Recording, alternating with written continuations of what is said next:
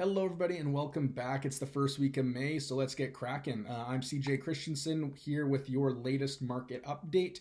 The market has seen some dramatic shifts over the past few months, so I will break it all down for you.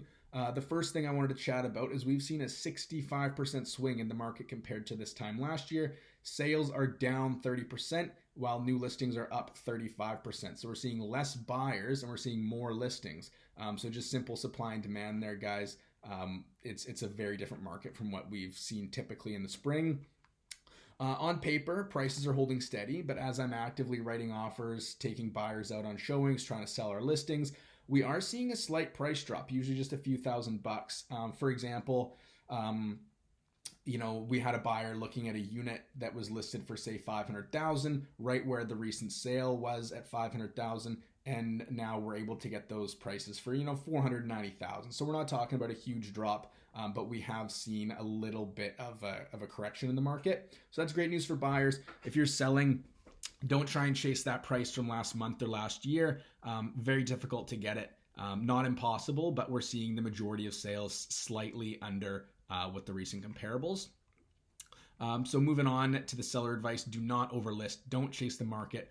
More often than not, you're going to end up losing more money in the long run. Pricing sharp and being patient is very key right now. We've seen a lot of our sellers kind of chomping at the bit to get some offers, get some showings, and we have to stay patient.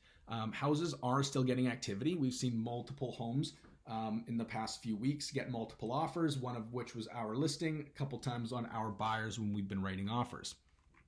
Nice house in Salmon River, an acreage property, sold for in 2 days on the market for $2.8 million. So that's a pretty high price point, very few days on market, and it was because the house was pristine. It was like a golf course in the backyard. The sellers had done extensive work and updates on the inside, and it showed. So every buyer who was looking in Salmon River at that type of property, they came through our open house, and we generated multiple offers, and it did sell for a very, very fruitful price. So that is still happening. We're seeing it on a shorter scale, though, a smaller scale. Another house in Walnut Grove, we had a buyer looking to purchase, listed at $2.5 million. They had 3 offers before the open house even started. And because we knew the listing realtor so well, she knew that our buyers were serious. We did win that in the multiple offer scenario. So that was spectacular. Townhouse in Willoughby went into multiples. Great staging. We had spectacular photos there. So again, every person looking for a townhouse in that market was there. And yeah, we did generate multiple offers. Sellers are very happy. They're now headed out, moving out to the valley. Lots of inventory is basically just sitting. It's often sitting because it's overpriced and poorly presented. So again, having good photos, having that sharp price is very key right now. You got to do something to stand out. And really the only 2 things you can do as a seller is have spectacular marketing and have a great price. And that's really all you can do to attract the most amount of buyers. We have seen a couple listings grossly underpriced trying to generate multiple offers. We have not seen that strategy working. The example I'll give you is there was basically a house and the recent sales were in the 1.2 neighborhood. They listed it under $1 million, tried to get a bunch of offers, which they did. None of the offers were to the price the seller was expecting. So they actually ended up canceling the listing, relisting it at a higher price and taking none of the offers. So you can imagine how discouraged everybody was when that had played out like that. So we don't want to see that happening. Like I said, number 1 thing for sellers and number 2 things that they can be doing, getting great photos and having a great price. So we have not seen that strategy working super well. Moving on to buyers, lots of opportunities for buyers, specifically first-time home buyers. With the new Liberal government, there's been lots of new incentives for first-time home buyers, such as cutting the taxes. So we've been looking into that and encouraging our buyers to look into that as well. Right now, we're seeing buyers being very, very picky, down to paint colors and light bulbs and very little things like that, just because, like I said, we've got a 15-year high of inventory right now, so it's going to take some time to chew through all of those listings.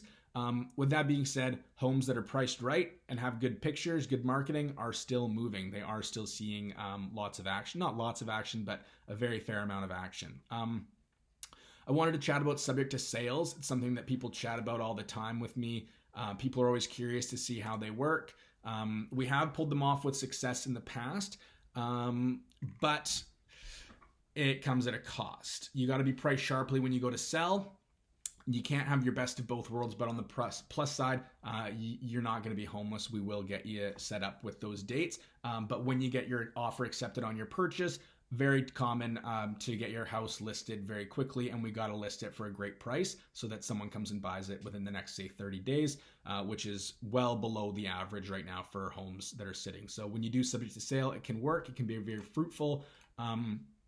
But it typically you're taking a little bit of a loss at your sale.